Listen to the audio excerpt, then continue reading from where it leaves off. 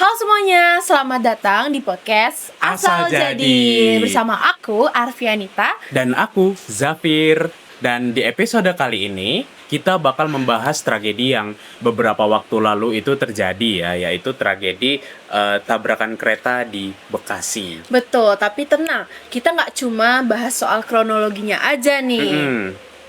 Tapi kita bakal membahas dari sisi respons publiknya. Bagaimana cara mereka memberi statement, sampai gimana netizen itu bereaksi di media sosial. Betul, dan sekarang tuh udah beda ya. Mm-mm. Karena respon perusahaan saat krisis itu tuh bisa sama pentingnya sama penanganan krisis itu sendiri. Nah, gitu. itu dia. Nah, mungkin sekarang kita sedikit kasih kronologinya dulu. Nah, jadi tragedi ini tuh ngelibatin beberapa perusahaan. Ada PT KAI, ada juga KAI Komuter, dan juga ada Green SM nih. Nah, itu dia. Berdasarkan informasi yang beredar ya, kejadian ini diduga berasal dari adanya kendaraan di perlintasan kereta yang sempat mogok dan akhirnya memicu gangguan perjalanan kereta nih. Betul banget, dan situasinya itu berkembang menjadi kecelakaan yang melibatkan lebih dari satu rangkaian kereta loh. Nah, itu dia. Akibatnya tentu ini gede banget ya kejadiannya. Betul dan banget. di situ ada korban luka, ada yang wafat juga ya, ada yang panik di lokasi kejadian gitu. Iya betul, dan seperti biasa di media sosial tuh langsung rame banget sama Nah, netizen-netizennya itu netizen gitu. ya, netizen Indonesia. Nah, timelinenya itu berubah jadi banyak penuh video yang memperlihatkan kejadian, Betul. proses evakuasi, opini-opini netizen, sampai ada spekulasi-spekulasi sampai teori-teori dadakan yang muncul gitu di Iya media betul. sosial. Bahkan saat berita resminya tuh belum resmi keluar gitu ya kan. Ah. Tapi netizen tuh kayak udah bikin kesimpulannya sendiri Nah, gitu. itu dia. Nah, yang menarik itu sekarang tuh publik gak cuman kayak fokus ke apa yang terjadi. Betul. Tapi juga gimana pihak merespon terkait kejadian ini gitu Nah, ya kan. itu dia. Orang-orang itu mulai merhatiin siapa yang bakal kasih statement duluan, Betul. bahasanya seperti apa, dan ada sisi empatinya atau enggak. Itu Betul dia. banget. Atau malah perusahaan tuh kayak defensif banget gitu buat ngejaga image perusahaan mereka Nah, itu dia. gitu. Karena di era digital sekarang ya, satu statement itu bisa langsung viral dan membentuk opini-opini publik. Nah, betul banget. Bahkan yang bikin publik itu kesel gitu ya, bukan cuma karena tragedinya, tapi respon dari perusahaannya Nah, itu gitu. dia responsnya. Kalau misalkan dilihat dari sisi PT KAI-nya nih, mereka tuh sebenarnya udah cukup jelas tahu nggak sih informasinya.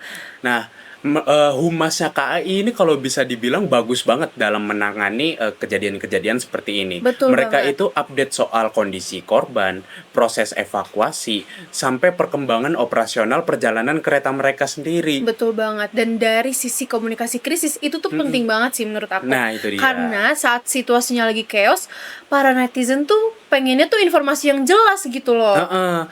Nah, tapi di sisi lain ya, yang menariknya di sini juga ada banyak netizen yang merasa bahwa bahasa yang dipakai itu terlalu formal, terlalu banget. teknikal. Betul banget, kayak bahasa perusahaan banget nih Nah, gitu. itu dia. Padahal di dalam situasi yang ada korban jiwanya, masyarakat itu biasanya pengennya tuh lihat sisi manusianya dari perusahaan. Betul banget. Jadi mereka tuh bukan cuma bilang operasionalnya lagi dipulihkan nih Nah, gitu itu ya. dia.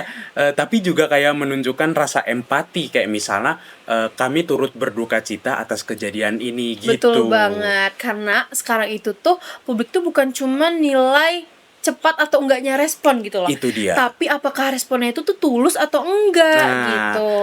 Kayak selain KAI gitu ya, Green SM itu juga jadi sorotan. Perusahaan banget. yang baru masuk di Indonesia beberapa waktu lalu. Betul banget, karena perusahaan ini tuh diduga berkaitan gitu sama awal mulanya kejadian gitu. Jadi Itu otomatis dia. otomatis perhatian publik itu kan langsung mengarah ke mereka Ke mereka gitu. itu ke Green SM. Nah, masalahnya respons awal mereka terhadap kejadian ini tuh sebagian netizen terlalu fokus pada klarifikasi. Betul banget. Jadi kesannya tuh mereka tuh kayak sibuk untuk ngejaga citra mereka sendiri gitu loh, dibandingkan nunjukin rasa empati mereka. Nah, gitu. itu dia. Padahal di media sosial ya, seperti yang kita tahu, hal kecil kayak pemilihan kata itu itu bisa mempengaruhi opini publik loh. Betul banget. Bahkan satu caption yang terasa dingin aja itu bisa bikin reputasi suatu perusahaan itu tuh langsung kena Itu gitu. dia. Dan netizen itu sekarang cepet banget nangkep vibes sebuah statement dari Betul perusahaan. banget. Nah, kalau dulu itu kan krisis itu kan cukup diselesaikan lewat konferensi pers atau Iya, berita TV gitu ya. kan.